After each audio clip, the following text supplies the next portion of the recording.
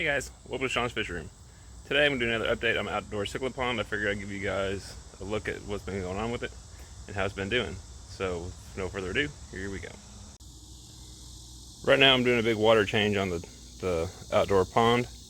And as you can see, the cattails have done really well. They split to 4 sections on their own, and then they've got a 5th one coming off over here.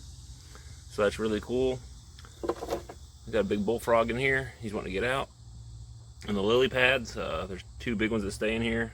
I've not noticed any issues with the fish so far, but I can't really see the issues, so it'd be hard to see. But anyway, as you can tell, the water's kind of murky. And so what I do is I go through and do water changes like I do in my cichlid tanks in the house. I'll take and drain it down to about 80% and put all fresh water back in it. And then that way I'll be able to see all the fish and how they're doing. And it's kind of funny because they're all hiding right now underneath the rocks, underneath this tote, underneath this milk crate, stuff like that. So whenever I get it going, filled back up, I will show you how that looks. Also, I'm not doing this video on my pond to tell people how else to do it. I do this just to grow fish out. Whether it's, you know, the best way to do it or not, it's not really that important to me. It's just the fact to grow small fish out quickly so I can sell them faster. And that's mainly the reason I have this pond, and other than that, just for my enjoyment. So I'm not trying to teach anybody how to do this. I don't know much about it. This is just something I've done every year for like the last 4 years, just for myself and for my customers that come over to the house and buy fish from me. So there's kind of the reason why I have the pond out here in the first place. I do get a lot of enjoyment out of watching it. I get to feed them and see how the fish grow. And then at the end of the season, when I take the fish out, you can really tell being outside helps them, and the coloration is a lot better for it. So that's why I end up doing all this to start with. And I don't know if you can see it in the video, but you can see the fish hiding in the milk crate. Pretty cool. You can see the 3 hoses I have draining the pond, and they go out to this little hand-built creek that I made. When I do water changes at the fish room, the water comes out of this pipe, drains into that tote. In case any fish are sucked up, then they stay in there and I can go here and catch them. Go down this drainage line. This is all downhill and the water runs off out into the woods. So it doesn't bother anybody, it doesn't go across anybody's driveway like it used to.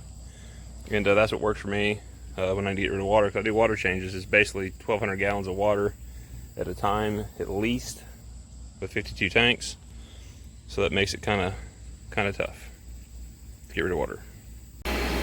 And just like with the water changes for the fish, I use the water out of my tote.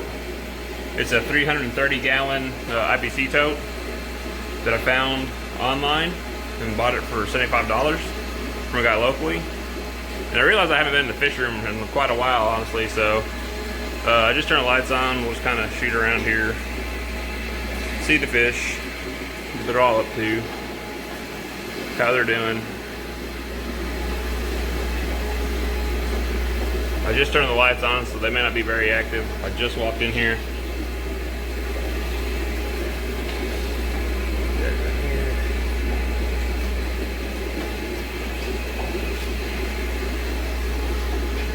Get these guys over here.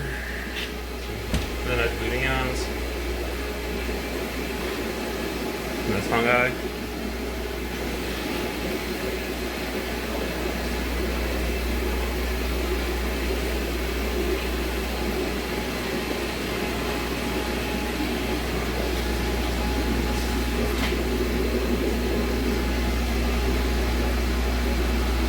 Scaredy fish.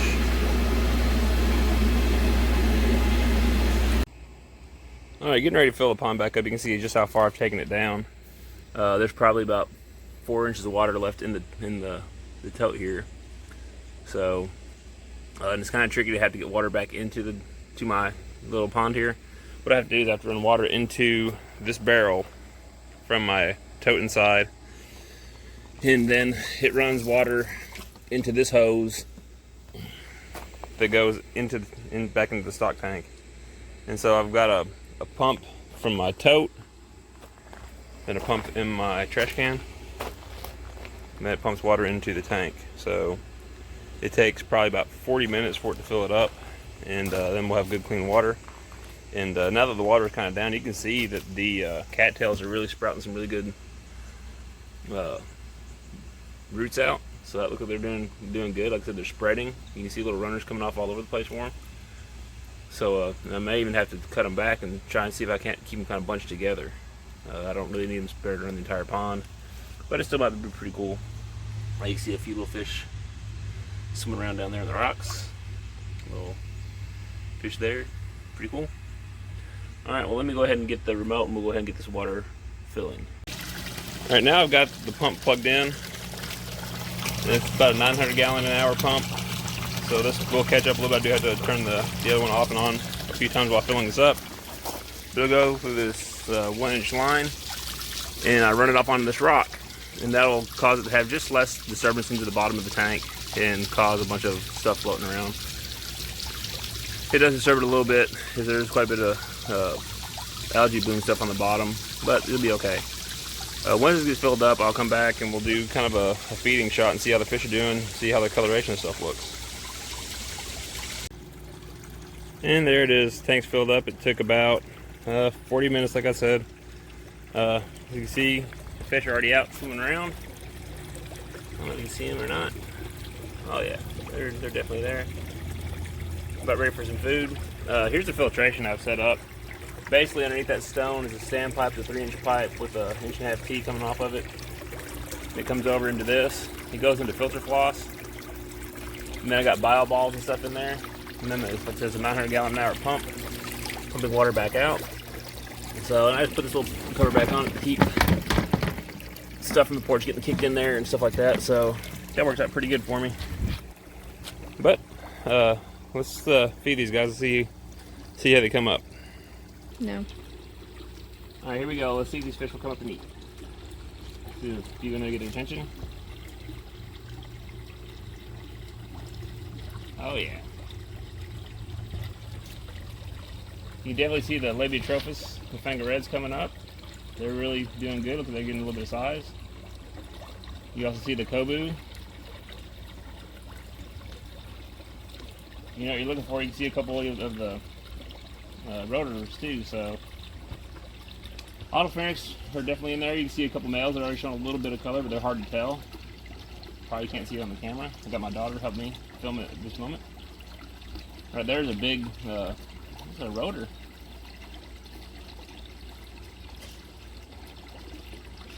Feed him a little bit.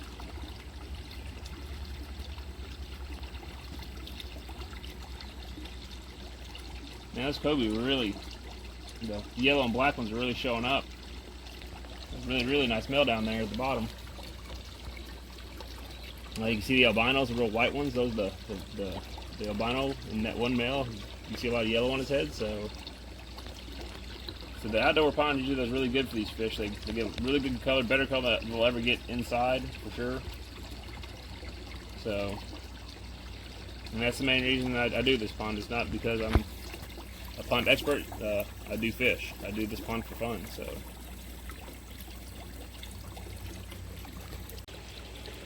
Alright guys, as you can see, the outdoor pond is doing pretty good. The cichlids are growing, showing good color, and I can be happy with that. You know, that's the main reason I have them out here. So, as always, thank you for watching this video. Like, comment, subscribe, and hit the notification bell so you know when the next video comes out. If you have any questions, post them down below in the comments, and I'd be more than happy to answer them for you. And you know, what are some fish that you'd like to put outside an outdoor pond, or what are some of your ideas, or maybe what's a good channel for people who do ponds for people to watch. So if you want, link those in the comments, and we'll check them out. Thank you guys. Have a great day.